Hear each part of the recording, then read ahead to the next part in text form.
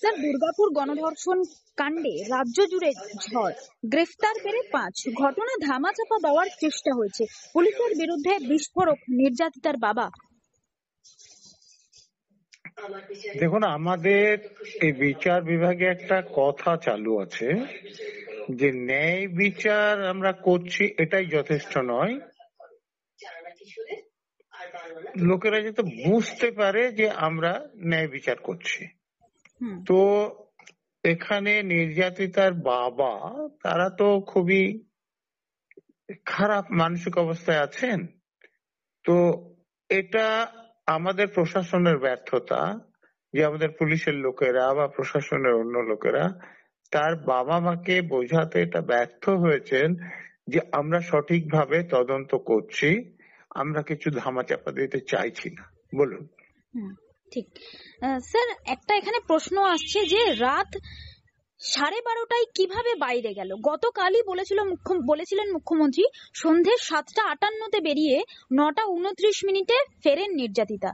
বলছে মেডিকেল কলেজের CC camera, কিন্তু এই রাত 12টার তথ্য এলো কোথা থেকে?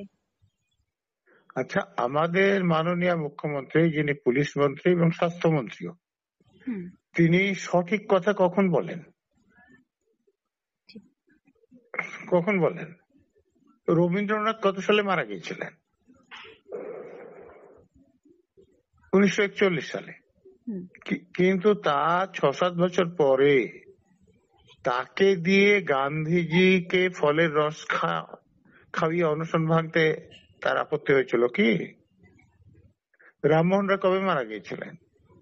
1833-এ খুব সম্ভবত। আর আমাদের পশ্চিমবঙ্গ বিধানসভা কবে হয়েছে? দেশ ভাগের পর 1950 সালে। তো 1833 সালে যিনি মারা গিয়েছেন, তো তাকে দিয়ে যদি 1950 সালের পরে হওয়া বিধানসভায় তিনি সতীদাহের উপর আইন পাস করিয়ে নিতে পারেন, তাহলে ওটা 9:30কে 12:30 বলেছেন, ওটা কি তার থেকেও বেঠিক? আপনারা বিচার করবেন। ঠিক স্যার, মুখ্যমন্ত্রীকে এটা বলতে শোনা গেছে যে বিশেষ করে পড়ুয়ারা, মহিলা পড়ুয়ারা, গার্লস পড়ুয়া যারা আছেন তাদেরকে এই সময় রাত্রে বেরোনোর নিদান তিনি দিয়েছেন। কি বলবেন, এটা কিভাবে ব্যাখ্যা করা যায় এই বিষয়টিকে? একজন নারী হয়ে একজন মুখ্যমন্ত্রী ব্যাখ্যা করা খুব সহজ। উনাকে জিজ্ঞেস করুন যে আপনি যে রাজনীতি করেন, তো আপনি যখন আন্দোলন করতেন তখন কি আপনি রাত্রে বেরোতেন না? তখন তো অন্য লোকের শাসন ছিল। তো আপনার যখন এখানে শাসন চলছে তখন অন্যদের আপনি রাত্রে বেরোতে নিষেধ করেন কি করে?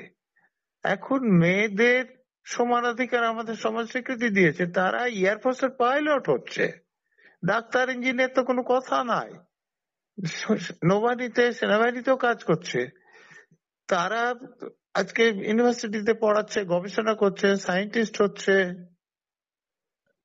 তারও থেকে বেশি কিছু। তো তারা রাত্রে বেরোবে না এরকম কি আদেশ দেয়া যায়? প্রশাসনকে তারা রাত্রে বেরোনোর পরও যাতে তারা সুরক্ষিত থাকে সেই ব্যবস্থা করতে হবে। তো তিনি যেটা বলছেন সেটা অসংবেদনশীল, বিভ্রান্তিকর, আপত্তিজনক, এটা মানা যায় না। বলুন। ঠিক স্যার, ধন্যবাদ।